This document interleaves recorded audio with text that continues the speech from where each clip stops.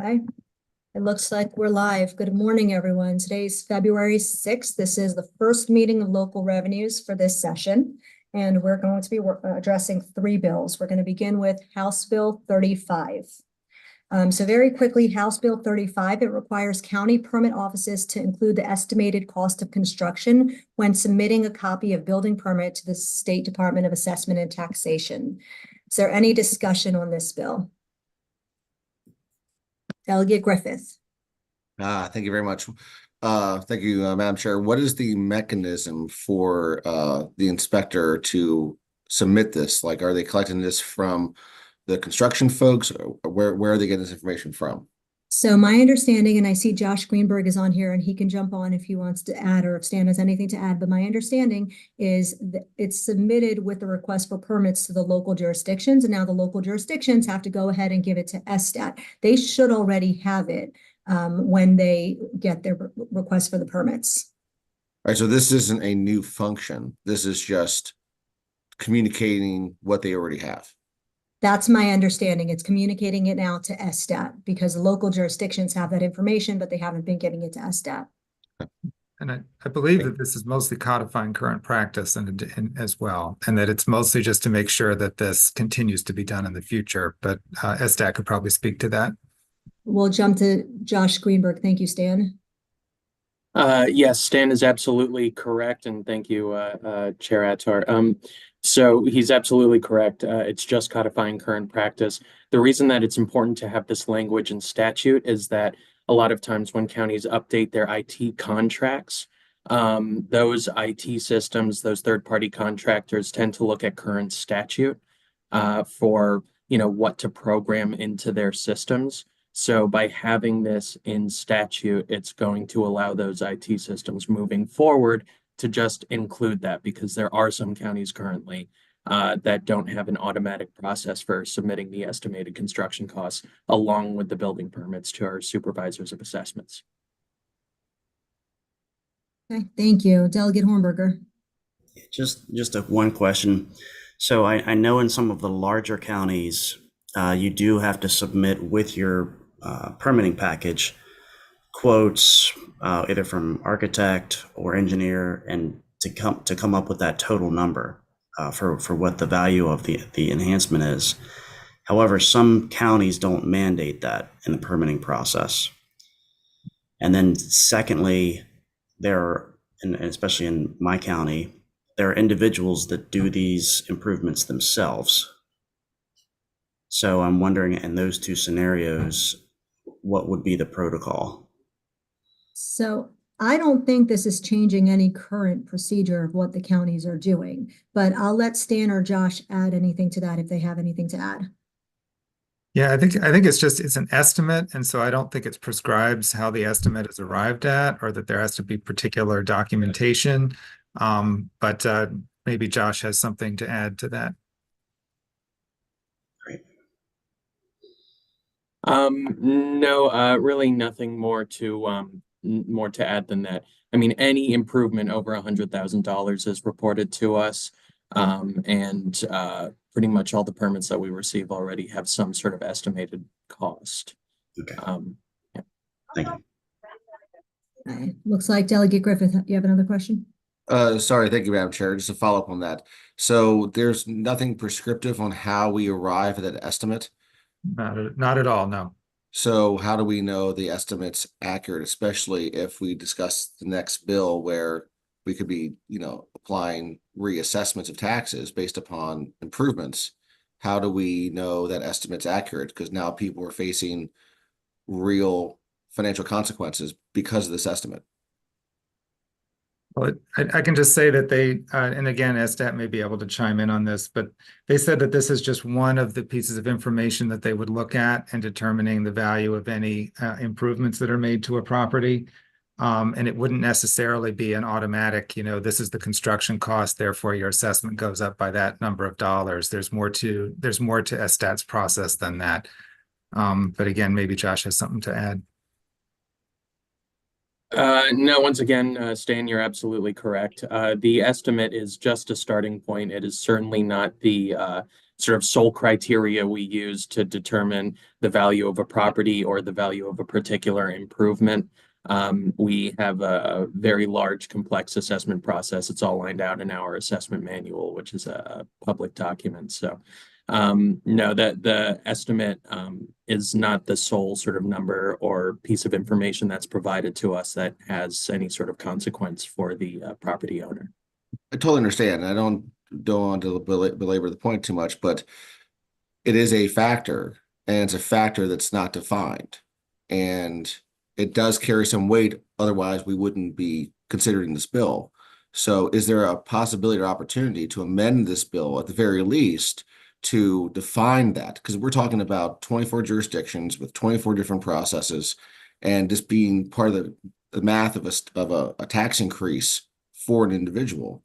So I just think if we're going to be mandating this, we should, I always heard in the Judiciary Committee, we don't want individuals to interpret the will of the General Assembly. And we're creating, frankly, in one county, the estimate might be lower based upon their processes. Another county might be much higher. And we're actually, creating potentially an unequitable system by doing this without defining it. So if I can just say again, this is already being done. We're not setting up a whole new process. And as Delegate Hornberger mentioned, some counties already have in it a prescription as to what is required to go into this estimate. So we are not changing any of that. Like they said, everything over 100,000 is already going to them. This would include everything else. So we're not going to amend it at this point. Okay, are there any further questions before we move forward? Is there any motion on this bill? Move favorable. Is there a second? Second. All in favor signify by saying aye. Aye. Any opposed? Okay, the bill passes. Do we need a roll call, Stan? Not necessary. Okay, thank you. Mhm. Okay, so House Bill 35 passes. We're moving on to House Bill 20. Okay, so this bill adds another criteria that will trigger the mid-cycle reassessment of a property by SDOT. It will require that if the property transfers for a purchase price that is higher than an assessment that was appealed within the prior 12 months, it will trigger a reassessment at that point. Are there any questions on this bill? Delegate Wu, do you have a question? Was your hand up from before? So Chair Attar, so for this bill, I have a problem. I think during the bill hearing, there's a situation when the property value goes down, it's not a trigger about that automatic evaluation. I think that's not fair to taxpayer. I had been in conversation with their department. I would like to, can we hold this bill for a while? And then I can have a better conversation with them, see what we can do really to serve the taxpayers in terms of property tax issue. Okay, before I answer about holding the bill, I'm going to go to Delegate Griffith, see if he has any similar concerns or questions, then we'll come back. Delegate Griffith? Thank you, Madam Chair. And by the way, I failed to mention congratulations. I believe this is your first hearing as the chair, so congratulations. Thank you. Thank you. With that being said, I do want to echo Delegate Wu's concerns again. If we're talking about being equitable here, we're going to automatically trigger when it goes up, but we're not going to automatically trigger when it goes down. That doesn't seem fair. And I know the General Assembly is very concerned about tax increases, and this is a tax increase. This is another pathway for an additional tax on individuals to no fault of their own. So that's my concern about the bill, and I would second Delegate Wu's request to hold the bill. Okay, so I just want to point out that this is when someone appeals it and then it sells for higher, but I'm fine with holding the bill at this time. Delegate Hornberger, do you want to be heard before we hold the bill? Yeah, one last question, a technical. So there is an assessment that occurs before the transfer. Then there is an opportunity to reassess. And I know that there's a limitation on how many times you can assess in a window of time. So I'm wondering if this bill would invalidate that if you wanted to get an appeal or another assessment post-assessment. I don't know the answer to that. Josh, I see your hand was raised. Do you want to answer that question? Yeah, this would not limit any property owner's ability or right to appeal. Essentially what this bill does is, and I think the best way to illustrate this is with a story I heard. I don't think I can say what jurisdiction it was in, but there was a situation where there was a property that we assessed at $50 million. The property appealed. I think it went through the appeals board, possibly to tax court, got that appeal lowered to $20 million. And then 3 months later, that property sold for $50 million. So that is a pretty massive amount of revenue that the local jurisdiction missed out on. But I would also just like to note that, properties are allowed to appeal their assessment whenever they want. They can file mid-cycle assessment appeals. Properties have a pretty broad right that they can enjoy to appeal their assessment when they're not happy with it, when they want, including after that property has been transferred. So I just want to Just to put a finer point on it, I'm talking about the buyer. So if the buyer of the property wants to say, hey, this is assessed too high, and they're still within a year period. So if all of what you just described, along with the purchase and the action of the buyer saying, I want to appeal, this is less than the appeal the year window, does that preclude them from doing another appeal? No, it does not. The buyer will still enjoy the right to appeal their assessment. Excellent, thank you.